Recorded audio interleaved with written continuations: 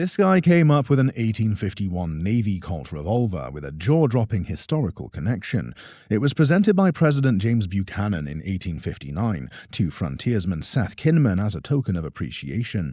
Kinman was known for crafting horn chairs, which he gifted to U.S. presidents, including Lincoln. The guest's father found this revolver at an estate sale decades ago. And saw this just sitting on a table and thought it was interesting, looked at it and saw the backstrap there and the engraving and caught his eye, and here we are. The revolver is a .36 caliber model 1851, manufactured in Hartford, Connecticut, where over 200,000 were made. What makes this one stand out? It was personally used by Kinman, who modified it to fit his style. He trimmed the hammer to prevent accidental discharge and replaced the front sight with one made from bone or horn. Kinman wasn't just a craftsman, he was a scout and a frontiersman who worked with and against Native American tribes, depending on U.S. government relations at the time. This revolver is battered and worn, but every mark tells a story of its rugged history. This is a gun that in today's world should be insured for about $50,000. Wow. Wow. Well, I won't be leaving it in a drawer now. It's a great gun. That's amazing. Thank you so much. Here we have a Colt Single-action Army Revolver, famously known as the Peacemaker. This iconic firearm dates back to the 1880s, as indicated by its serial number. The Colt Manufacturing Company was founded in 1855 by Samuel Colt, a pioneer in revolver design. The company initially struggled with financial difficulties, but gained prominence after securing military contracts. Its first factory was established in Hartford, Connecticut, which remains a historic site for firearm production. By the 1880s, custom embellishments like gold wash and pearl grips were expensive upgrades. Many revolvers from this era were personalized to reflect the owner's wealth and status. Collectors today prize these engraved models, especially those with original gold plating. At auction, this piece could easily fetch $25,000. Today we have a fascinating North African pistol from the 18th century, rich with history and craftsmanship. The guest's father, a passionate gun collector, purchased it at a gun show. Bought this gun at a gun show in Ohio, I'd say around 1960. Ever since, the guest has been captivated by its pirate-era allure, tying it to the Barbary Coast and Lawrence of Arabia. The pistol is beautifully decorated with silver inlay and striking red coral, a signature of North African firearms. It also features delicate gold work on the lock and an inscription in Arabic on the barrel. I cannot read Arabic, but I would actually suppose that this is either the maker's name or it's actually a date. The earliest known North African pistols were heavily influenced by Ottoman and European firearm designs. These pieces were crafted in cities like Fez and Algiers, where artisans specialized in intricate metalwork and inlays. During the 18th century, the Barbary pirates wielded such weapons while raiding merchant ships across the Atlantic. This specific pistol was likely owned by a wealthy North African individual during that time. Despite some restoration work, its overall condition remains excellent for a piece of this age. The appraiser noted that while minor inlays were replaced, polishing the silver may have slightly impacted its value. Nonetheless, these coral-mounted pistols are highly desirable among collectors. I estimate that in today's market, this pistol would bring probably about $5,000 to $7,000 in today's collector's Good, I can do that. I can do that. Yeah, I can do that. This guy came up with a fascinating .38 caliber pistol with a history straight out of a crime novel. It belonged to his grandfather, a Frederick District Court judge in Wisconsin, who confiscated it after a murder trial in the 1920s. The gun was the murder weapon, and after the trial, it remained in the family as a chilling piece of history. Manufactured by Hopkins and Allen in Norwich, Connecticut. So this pistol was probably made around the 1880s, which is interesting because it was used in a crime at some time in the 1920s. It was sold under the Merwin Hulbert name, a major firearms dealer that represented Hopkins and Allen during that era. Hopkins and Allen was founded in 1868 as the successor to the Bacon Manufacturing Company, also based in Norwich. The company faced financial struggles and was forced into bankruptcy multiple times before finally shutting down in 1915. Despite their troubles, they produced high-quality revolvers that were popular among lawmen and outlaws alike. This particular pistol is a deluxe model featuring intricate engraving scrollwork. And it has this little scene panel of a game bird and these ivory grips, which have this wonderful mellow patina. Even more remarkable, it still has its original box and bilingual instructions, showing its international distribution. Despite some damage to the box, the appraiser confirmed that its rarity adds significant value. I would estimate at auction it would probably fetch somewhere between $3,000 and $5,000. Oh my God. Oh, that's fantastic. Yeah, thanks for bringing it in. Oh, gee, thank you very much. Here we have a stunning firearm with a shortened magazine, which originally extended almost to the end of the barrel. This gun is remarkable for its engraved scene and almost all of its original nickel finish. Despite the modification to the magazine, it retains its original charm and craftsmanship. It's a collector's dream, standing out for both its aesthetic appeal and historical value. The gun was manufactured in the early 20th century, a period when intricate engraving and craftsmanship were highly prized. Firearm manufacturers of this era often customized guns for wealthy clients, making them both functional and works of art. Collectors highly value these types of guns for their historical significance and the rarity of surviving models in such good condition. The original nickel coating in particular is a major selling point for enthusiasts. It's worth about $6,000. Really? That's great.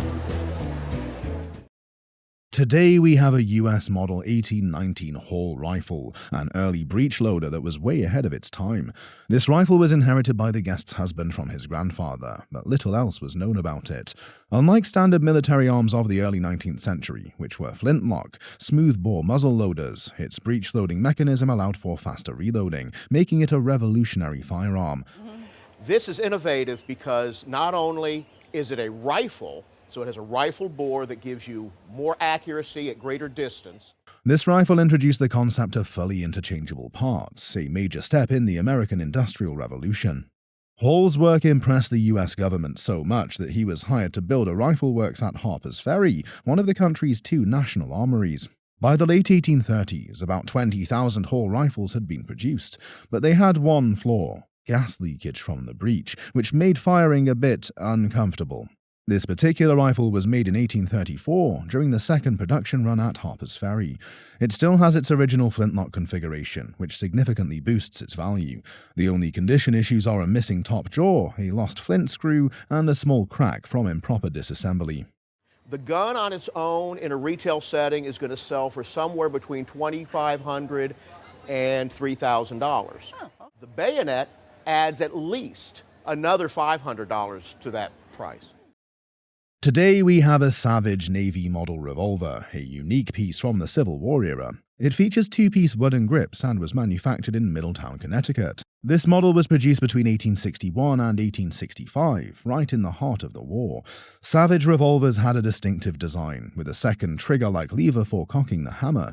This made them faster to fire, but also a bit awkward to handle compared to Colt and Remington models. Despite their quirks, these guns saw action, especially with Union cavalry units. The US government even ordered thousands for military use, though they weren't universally loved by soldiers. Collectors prize them today for their unique design and historical significance. This particular revolver remains in great condition, retaining its original wooden grips. I would probably put this in the $2,500 to $3,000 range. Yeah, it's a great gun. The guest inherited this sculpture from her parents and brought it alongside a letter for appraisal. The letter is titled Pharaoh the Beautiful and is signed by Mr. Parker, a Fellow of the Royal Society of London, and came from Los Angeles on December 15, 1927. It is known as Ptolemaic, but was not an early piece, as the Ptolemaic was an 18th century dynasty, about 1,000 years before it was made. This is a typical sculpture of an early period of Ptolemaic art made from indurated limestone, which does not crumble. The Ptolemaic dynasty started from around 305 to 30 BC and ended with Cleopatra being beaten by the Romans. Moreover, the Ptolemaic work is shown by the almond eyes and finely defined outlines of the nose and chin of the sculpture. It was not made for a king, but was a trial piece made by sculptors for potential clients to showcase their expertise. Although this piece is 2,000 years old, a conservative price at a retail shop would be around.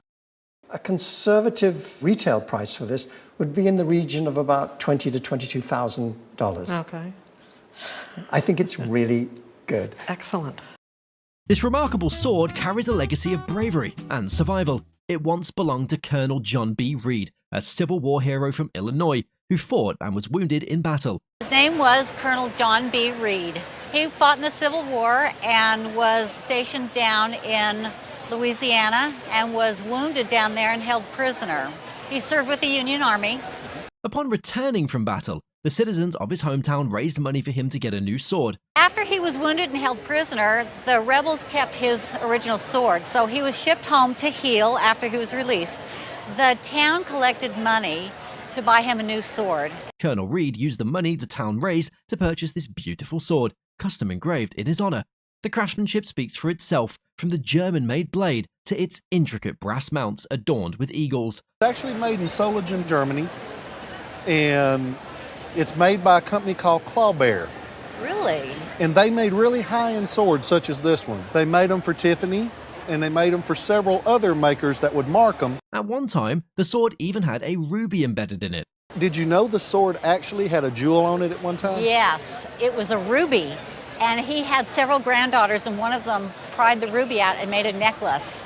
The pommel cap and the detailed engraving on the handle are testaments to its quality, a fitting tribute to a man who endured so much for his country. The Civil War relic could be insured for a round. This is a sword that if I were going to insure it, I would insure it for $6,000. Okay, wow, that's great. This exquisite Regency-era cellaret is a glimpse into the elegance of 19th century dining. This is a very fine quality, early Regency cellaret, made about 1810. Typical of the Regency period, we see these beautiful cross-banded edges here. Crafted around 1810, it was not just a piece of furniture, but a movable wine cooler. Crotch-figured mahogany on this dome top. It's the best quality. Wow. And as we go down the front, we have a wonderful satinwood inlay escutcheon. It's all book-matched, and then... It was designed to store and serve bottles with grace. The mahogany woodwork is stunning, featuring a satinwood inlay and finely crafted reeded legs with casters. But what makes this piece even more fascinating is its connection to Lord Byron. Lord Byron was one of the great poets of the Romantic period. He was a handsome guy. One of the ladies who had a love affair with him at one time, Lady Carolyn Lamb, once said, he was mad, bad, and dangerous to know. And she wrote that the first night she met him, so he was quite a character. Historical accounts link this cellaret to Byron's estate, where he famously hosted extravagant parties and lived an eccentric life. With its high quality and unique provenance, this Regency cellaret could fetch between This could be an auction estimate in the range of about $20,000 to $30,000. This little portrait alone is worth about $1,000 to $1,500. That's amazing. That is truly amazing. This autograph holds a treasure trove of memories from the early days of Disneyland. In 1955, the guest was a young winner of a contest hosted by the Detroit Times and was whisked away to the magical world of Disneyland. And we won a trip to Disneyland in its first year opening, and the studios, lunch with the Mouseketeers, and meeting Mr. Disney. She named a monkey Philip McFun Barrel and scored not just a trip to Disneyland, but a special meeting with Walt Disney. The autograph book contains signatures from Musketeers, Disney voice actors, and most notably, Walt Disney. But you have one in particular. Yes. Walt Disney. Yes, that's the best of all. He helped in the tour of the studios. To the guest, meeting Walt was a once-in-a-lifetime moment. The trip offered the guest behind-the-scenes tours of Disney Studios.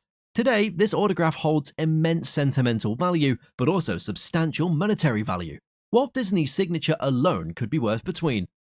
And for an authentic Walt Disney, an insurance value on that would be around $1,500 to $2,000. While the other autographs add another.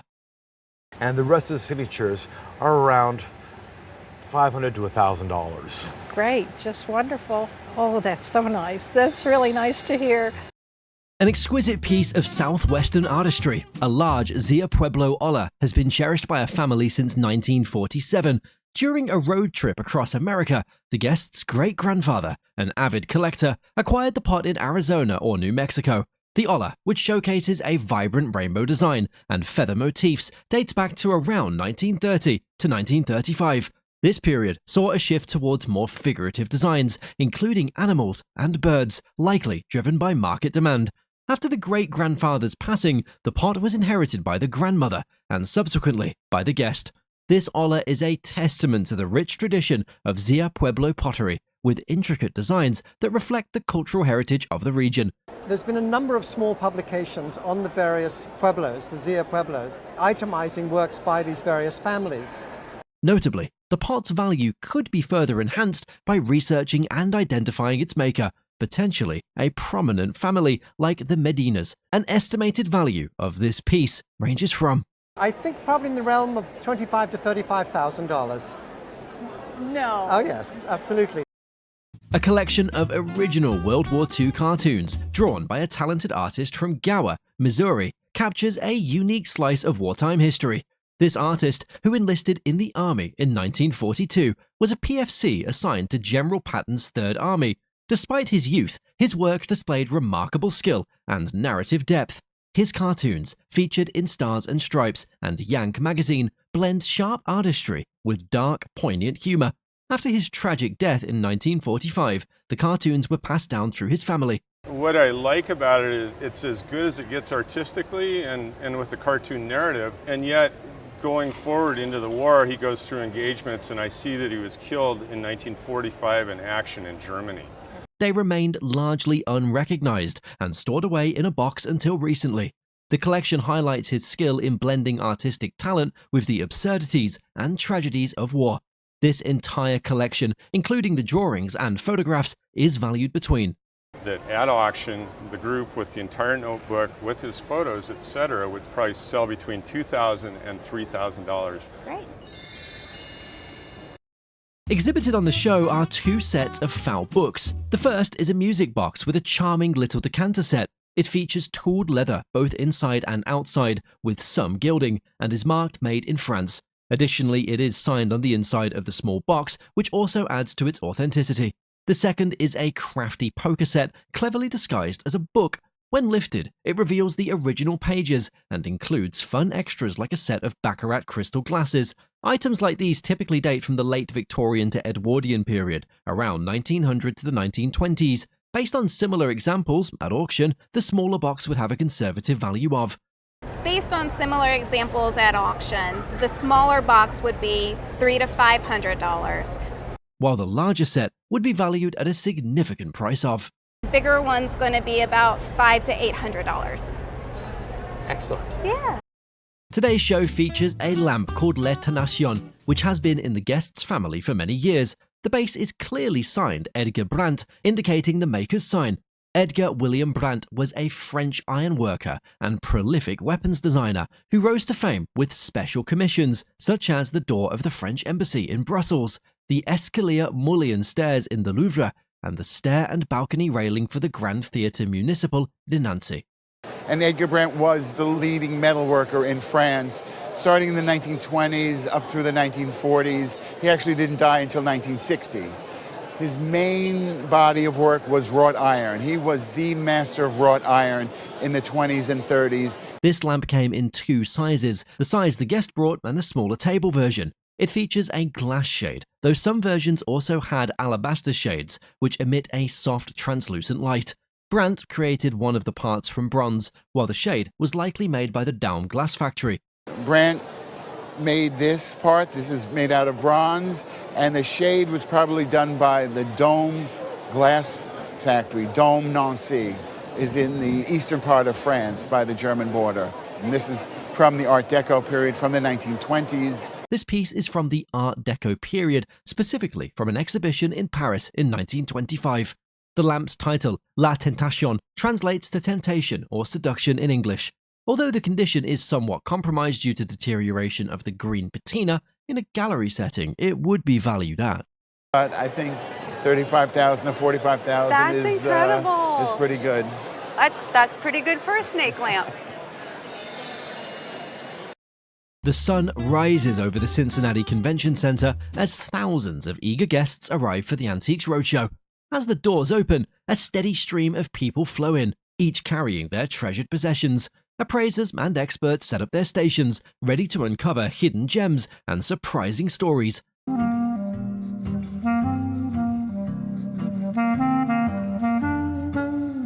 The day begins with a flurry of activity as guests wait patiently in line to have their items appraised. As the morning wears on, the crowd grows thicker, but the appraiser remains focused and enthusiastic. In the afternoon, rare and valuable items begin to emerge, causing excitement among the appraisers and guests alike. As the day winds down, the crowds dissipate, leaving behind a sense of wonder and discovery.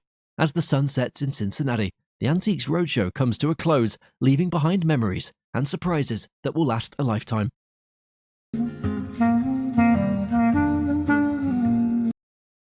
In this special feature, we delve into the appeal of grunge furniture and its unique aesthetic. Grunge on furniture is like a historical treasure, with layers of patina revealing its past. It's like an archaeological site. You have the original varnish that was put on when it was made, which is usually a plant resin varnish. Then you have the oil, maybe, that was put on the table, let's say, in 1830.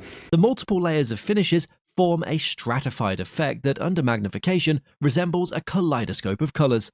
This unique effect serves as a guarantee of authenticity, even in the absence of a label. All this creates an archaeological layer, which literally, under a microscope, looks like red, orange, blue, green. You know, it looks like a psychedelic layering of, and these are all different surfaces that are on the piece, and that authenticates the piece completely.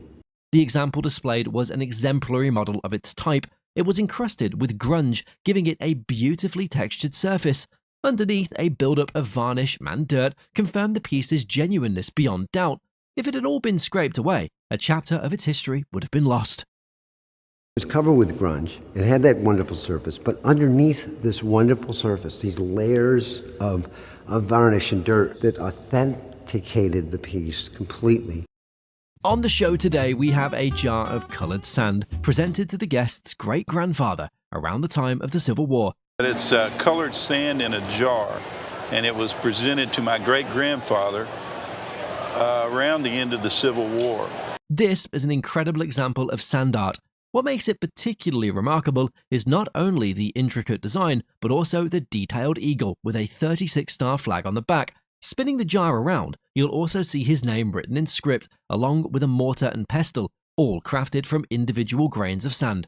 On the bottom, there is a label that reads, "Pictured Rock and Sand" by a Clemens Demure from McGregor, Iowa.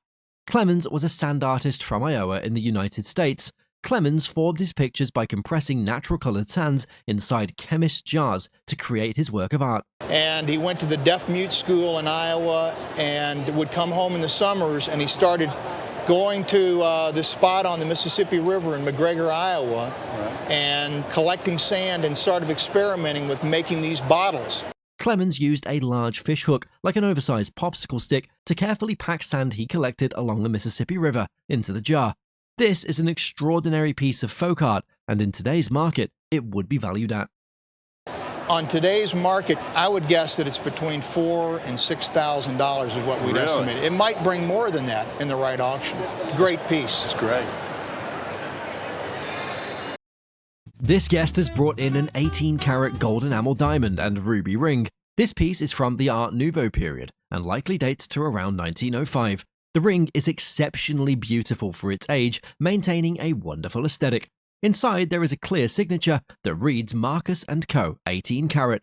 Marcus & Company was a prominent New York jeweler founded in 1892 and was active until around 1860. Marcus & Company was a very prominent New York maker.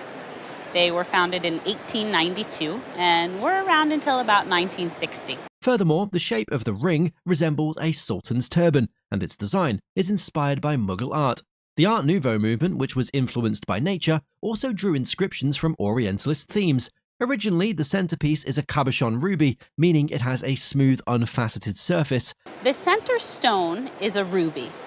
It's a cabochon ruby, which means that it's smooth over the top, so not faceted. In auction today, this fascinating ring, being a Marcus & Co. product, would be valued at. I would say at auction today, it would be worth between $7,000 and $10,000. Whoa, no way. Oh my gosh, wow. In 1963, this guest was part of the house band in Miami Beach and bought the first guitar for $50 and the second guitar for $250 in 1964 from a local music store. He brought along an original photograph taken on February 13, 1964, in the Peppermint Lounge when the band did a medley in tribute to the Beatles. An original photo like this is worth around $500 at auction because of the story behind it.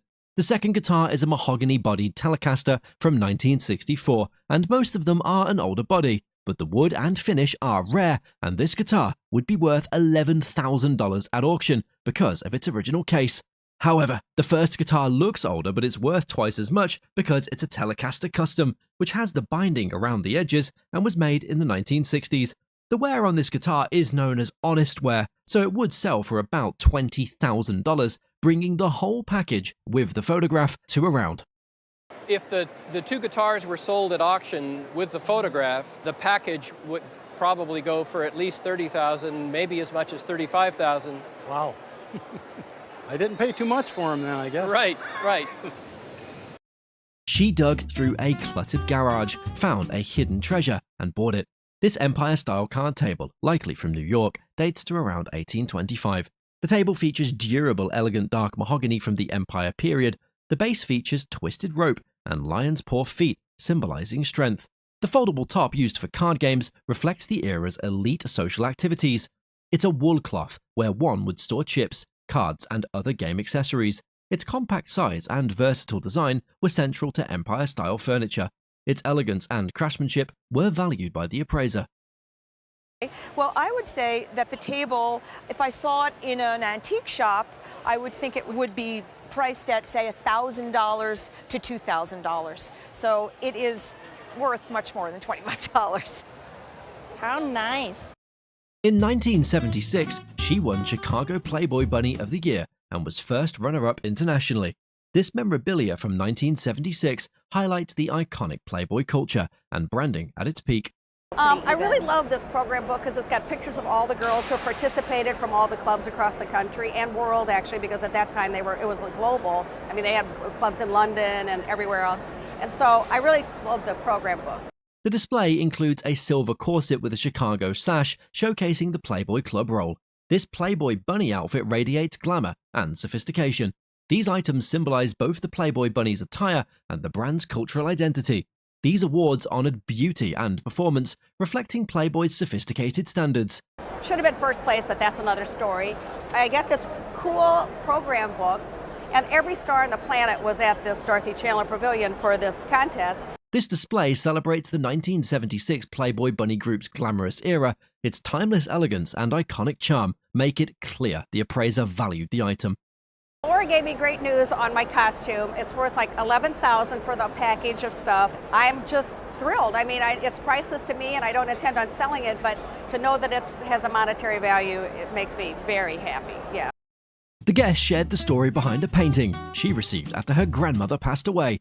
It was believed to have been given to her grandmother by her father in the 1940s.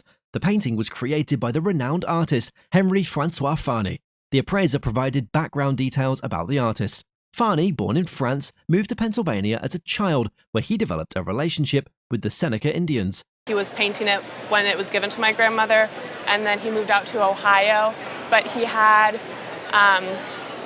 associations with like the Sioux tribe, so they actually adopted him in. Farney's most prolific period was around 1890, when he created some of his best paintings. Unlike Charles Russell and Frederick Remington, Farney's work depicted Native Americans in a peaceful and tranquil manner, without conflict. The appraiser noted that the dense figure grouping was a sought-after feature in Farney's work.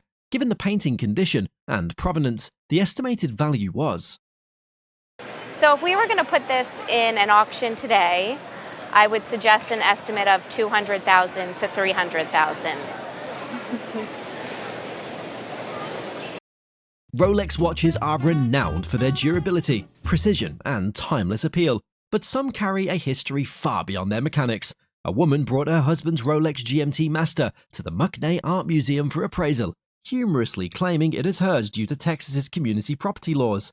Her husband, a retired military officer, purchased the watch in 1966 before his first tour in Vietnam, and it survived a helicopter crash during his service.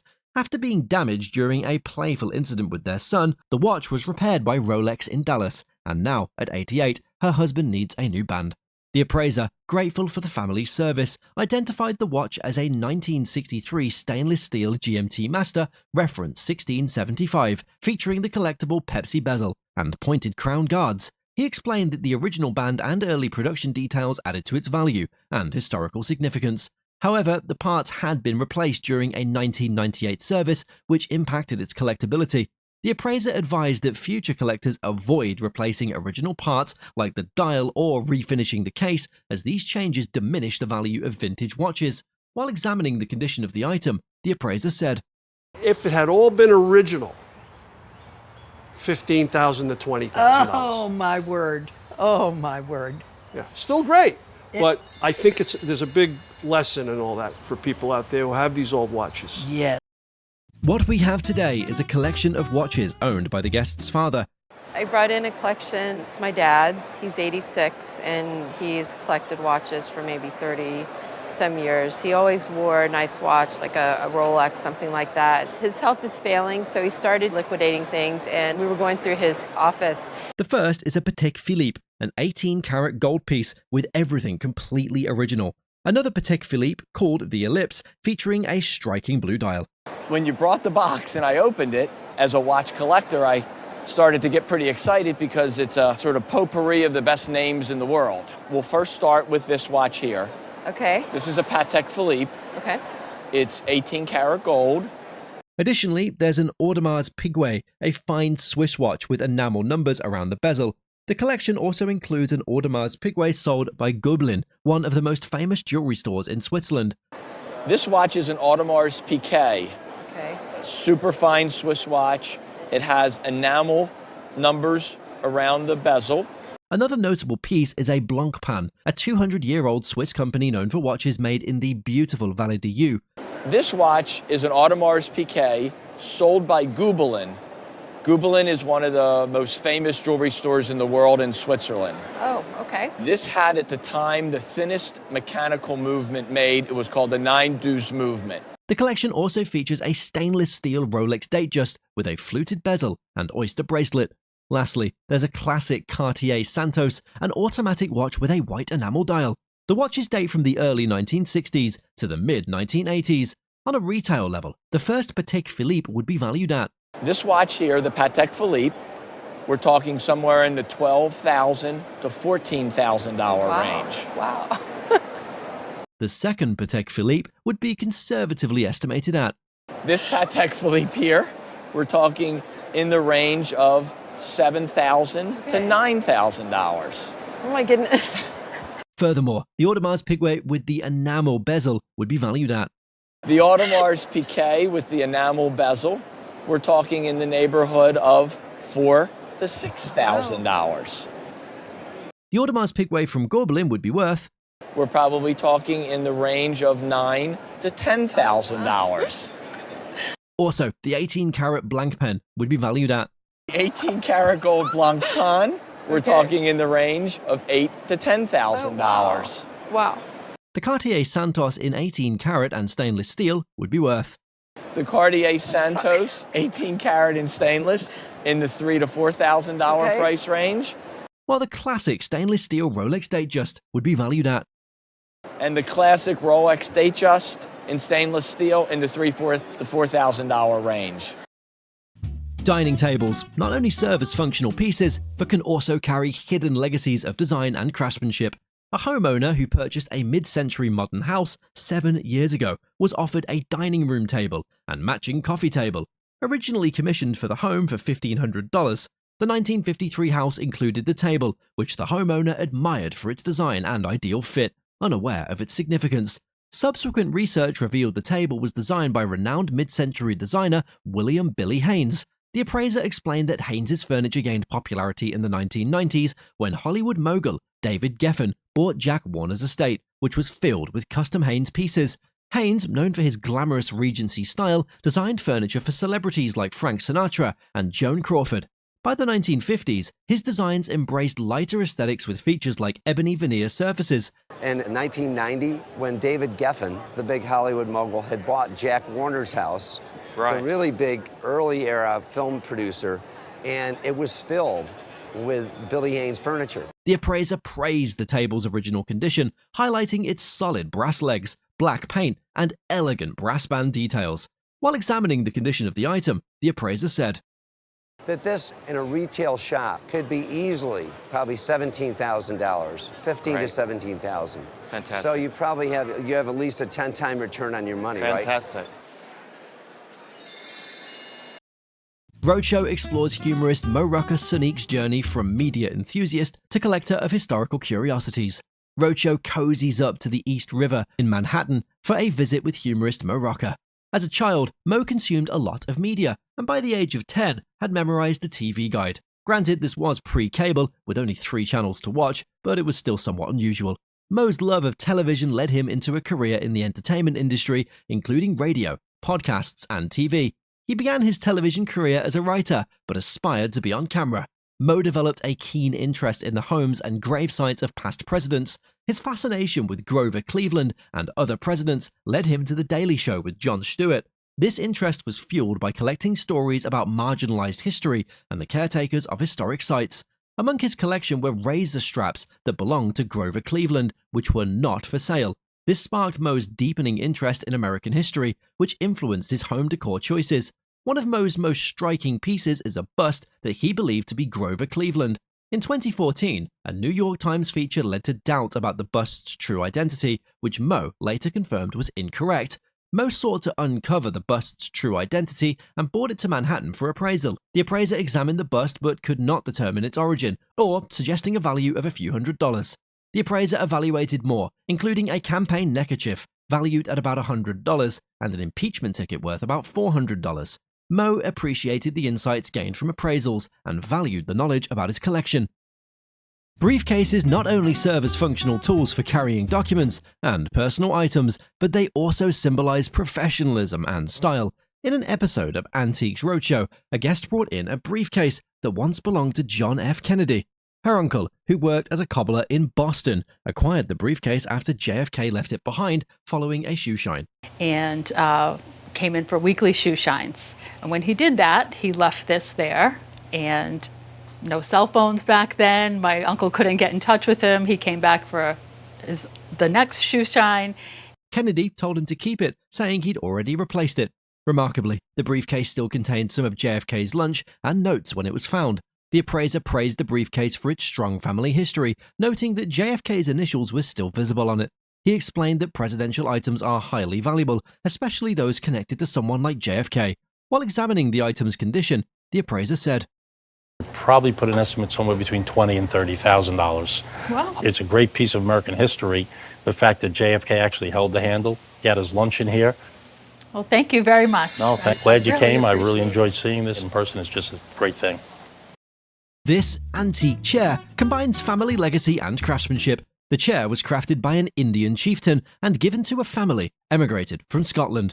It has been passed down through several generations and eventually made its way to New Buffalo. The chair has been used by multiple family members, including the guests' daughters. The speaker's grandfather wrote a letter before he passed away, detailing fond memories of the chair. He recalled it being in his grandparents' farm home, where his grandmother used it to rock him. The chair was likely produced around 1915. This is indicated by its construction, with modern bolts and nuts. Although the chair is not marketed, it fits the style of that period.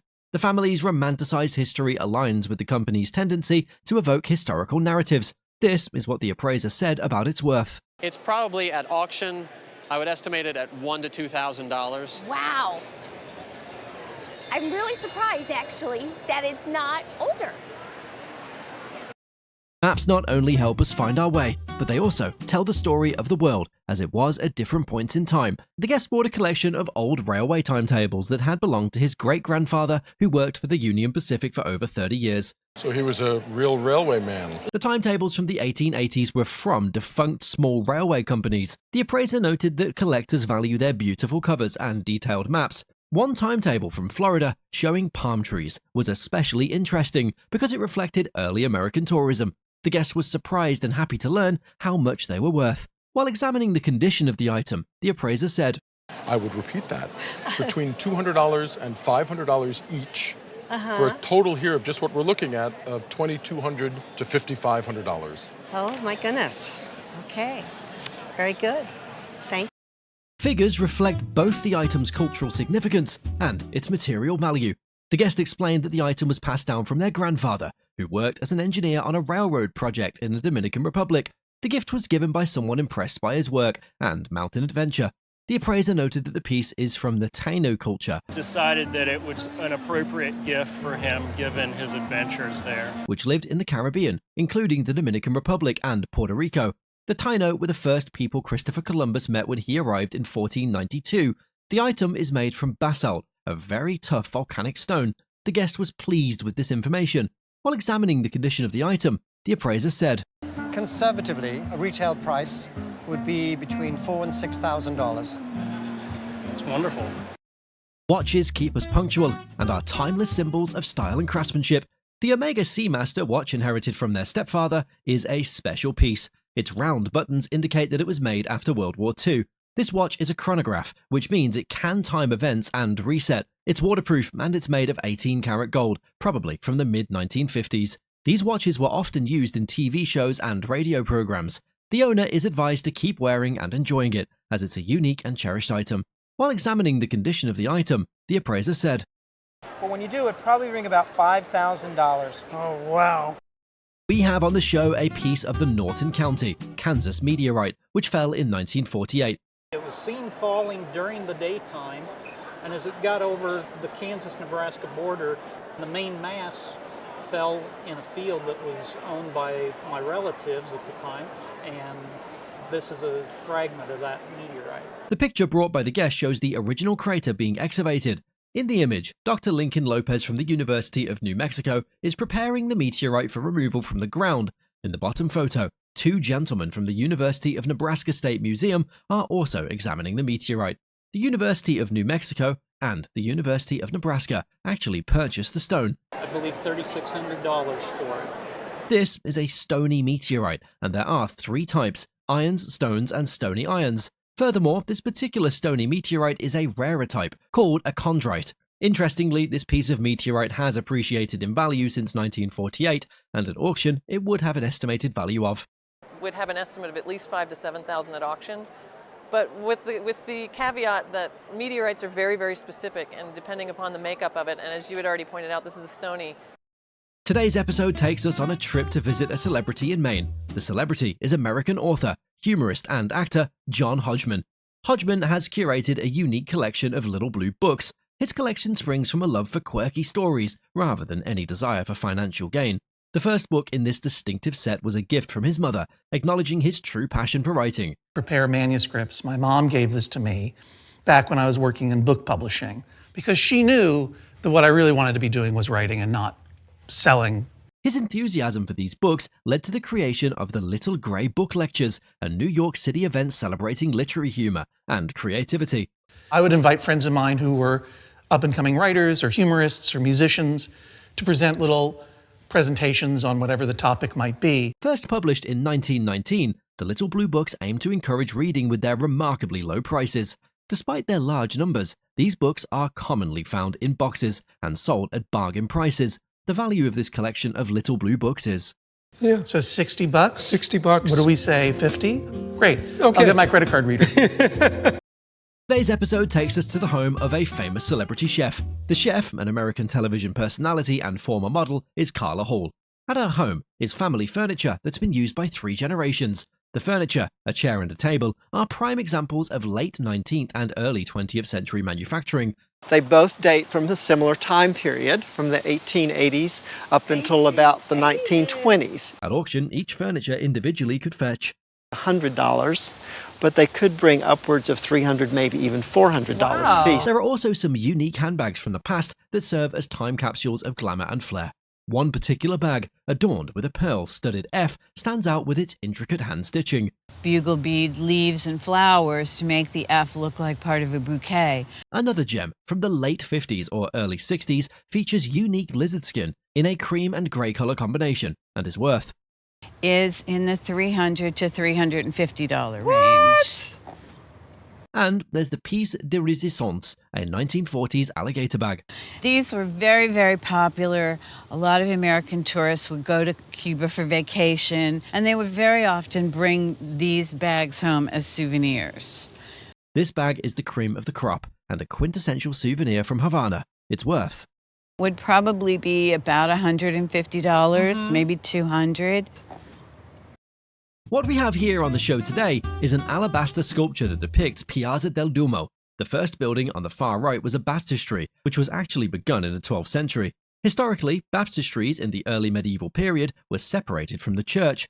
Oh, okay. And many times, you know, the baptismal fonts in a church are in the very, very front of the church. It's very rare to have an entire baptistry. This particular cathedral is one of the earliest in Italy, and the Leaning Tower of Pisa, probably the most recognizable architectural structure in the world, is part of this complex. Furthermore, the Piazza del Duomo is a UNESCO World Heritage Site, recognized as one of the most remarkable locations globally. The base of this piece is made of two materials, marble with an alabaster on top. Alabaster is popular in Italy for making sculptures, as it's a soft stone that's easy to carve.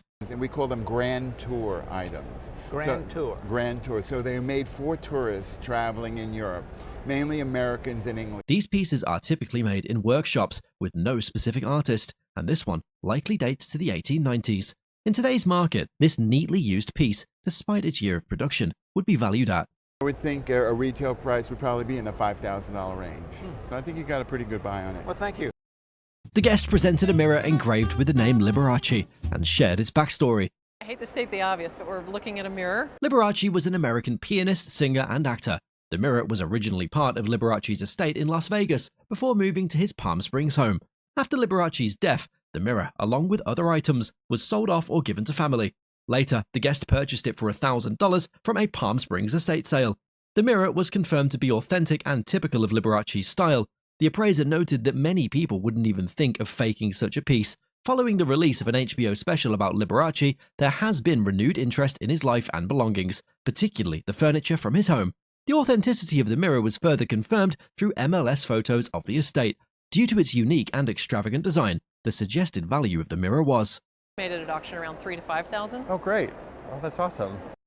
The guest brought a biscuit jar, which was a gift from her dear friend. The item bore a mark on the bottom saying Napoli. The mark and the number underneath it indicated that the piece was made by Mount Washington Glass Company. Mount Washington, which first opened in South Boston, Massachusetts in 1837 and later moved to New Bedford. They were known for producing various types of glass, including Crown Milano and Royal Flemish. The piece in question was clearly made in New Bedford. The appraiser noted that the Napoli glass was designed by Albert Steffen, the head of Mount Washington. The whimsical figures on the glass were reminiscent of Palmer Cox's Brownie characters from his Brownie series. Palmer Cox was a Canadian illustrator and author who wrote the Brownie series. And he illustrated in many of the books. You had these little figures of what he called brownies. These features were painted on the interior of the glass, which was particularly challenging and rare. The jar featured gilt webbing and a handle with a tied twig design. The appraiser pointed out that the piece originally had a trace of gold plating. Despite some tarnishing on the metal, the glass was in remarkably good condition. Overall, the estimated auction value of the remarkable item was. In terms of value, something like this at auction could easily bring between $4,000 and $6,000. Oh my word. The guest brought this remarkable wrestling belt once owned by Orville Brown and a collection of historical photos. Orville Brown was the guest's grandfather, who transitioned from a blacksmith to a professional wrestler after being encouraged by a promoter. He began wrestling in Western Canvas, eventually gaining prominence in the St. Louis wrestling scene. The belt brought by the guest initially belonged to Midwest Wrestling Association, a title the guest's grandfather won multiple times. However, in 1948, a unified championship NWA was established, and the guest's grandfather became the first to hold the unified NWA belt. The belt had been modified over time, likely due to financial constraints, with new panels added. This photograph showed the guest's grandfather in 1940 after a victorious match. Tragically, Orville Brown's wrestling career came to an abrupt end after a car crash in 1949. Additionally, the guest's father followed in his grandfather's footsteps, becoming a professional wrestler and also holding the World Heavyweight Championship for a time. The appraiser estimated the value of the entire archive, with the belt as the centerpiece, at I'd probably put an auction estimate of, say, $3,000 to $5,000 on it. Okay. But if you're going to keep it and insure it, I would insure it for at least $10,000. Okay. Treasured heirlooms often hold more value than meets the eye. These charming silver boxes, passed down through generations, conceal a delightful secret. They're beautifully done in German silver. With a simple pull of a switch, mechanical birds emerge, filling the air with melodious chirps. And let's give him a companion. And they're singing to us. Crafted in Germany, these exquisite pieces showcase the pinnacle of 19th century craftsmanship. The older box, dating back to the second quarter of the 1800s, boasts intricate repousse and floral chase decorations. Its companion, slightly younger, continues the tradition of fine German silverwork. A charming brass key, shaped like a bird, brings these mechanical marvels to life. In today's market, the younger box could fetch between somewhere between $2,500 and $3,500. While the older counterpart is valued between this box between $3,000 and $4,000. Oh my. In the world of antiques, appearances can be delightfully deceiving. This whimsical bronze figure, purchased on a whim, turned out to be a treasure trove of cultural significance. Unbeknownst to the guest, this comical character hails from the late 19th century Japan. The figure represents Daruma, a revered Buddhist monk in the Zen tradition. Something called Daruma, and it comes from Indian word Bodhidharma. Usually, Daruma figures have limbless forms. And he's said to have trained so much to get enlightened, and he lost the hand and legs. Additionally, this particular rendition adds a touch of humor with its exaggerated yawning expression. The expertly crafted pierced base suggests the handiwork of the renowned Mieyo bronze makers. Despite lacking a signature, the piece's craftsmanship speaks volumes about its origins and value.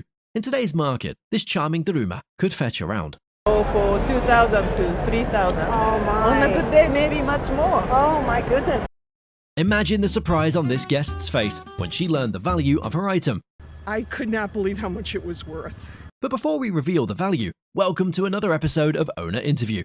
Our guest brought in a cup she picked up at a garage sale, hoping to find more about it. She managed to uncover some interesting details about this seemingly ordinary cup. One notable discovery was the hallmark, which she was especially glad to learn about. At first, she assumed the piece was worth far less than what she eventually discovered. $10,000? I thought it was worth probably about $500, maybe to $1,000. That's about it. To her surprise, the cup she bought for just $35 is now worth significantly more. This William Bateman silver cup is actually valued at. I wouldn't be surprised if someone paid anywhere from $5,000 to $10,000 at auction. Oh my gosh! This exquisite needlework piece was discovered at an estate sale in Birmingham. This guest acquired the piece for a modest $200, drawn to its age and aesthetic appeal. A patch noted at the bottom is a testament to the artist's resourceful approach to creating a large-scale work. It is crafted on silk ground using a combination of silk needlework and watercolor. This technique, while labor-intensive, allowed the artist to quickly and effectively bring their vision to life. This incredible piece likely originated in a southern academy where young women of means were often taught needlework skills. Another interesting factor is the rarity of southern needlework pieces, particularly those from the 1830s. That's a period when you have a lot of mourning scenes being painted. The region's climate, Civil War era destruction, and the fragility of silk have contributed to the scarcity of such artifacts. Despite its relatively modest initial cost of $70, the appraiser estimates the piece's auction value to be between I would think at auction this would likely fetch $6,000 to $9,000. This rare and valuable passport was discovered at a Motown musician's estate sale. It is identified as belonging to Marvin Gaye, dating back to 1964. This period marked a significant moment in Gaye's career shortly after he adopted the E at the end of his name. Interestingly, it provides a tangible connection to this era when his career was rapidly ascending. Beyond its historical significance, the passport holds intrinsic value. It serves as a tangible reminder of Gaye's extensive travels and performances during his Motown years. Nothing comes up from Marvin Gaye. It's not a really common thing to see Marvin Gaye memorabilia. Wow. Gaye's signature guarantees the passport's authenticity. At auction, the appraiser estimates the passport's insurance value to be a staggering. For insurance, I wouldn't put less than $20,000 on the passport if you were to insure it. Are you kidding me? I'm not kidding you. This collection of John Wayne memorabilia offers a unique glimpse into the life and career of the legendary actor. As a friend and colleague of Wayne's, the guest's father worked for his production company, Badjack, during the 1950s. This amazing collection includes a personal photograph of Wayne with the Kerr family, which was a prominent Oklahoma family with ties to the oil industry and politics. A photograph taken around 1952 or 53 likely captures Wayne during a visit to the Kerr's family home. One of the most valuable pieces in the collection is the original cast sheets from various John Wayne films. These documents, dating back to the 1950s, provide a detailed snapshot of the cast and crew involved in each production.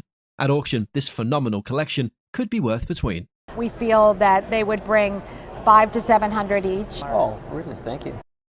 This exquisite 14-karat yellow gold purse, passed down through generations, offers a glimpse into the opulence of the Gilded Age. Originally owned by the guest's grandmother, it was cherished by her mother before being inherited.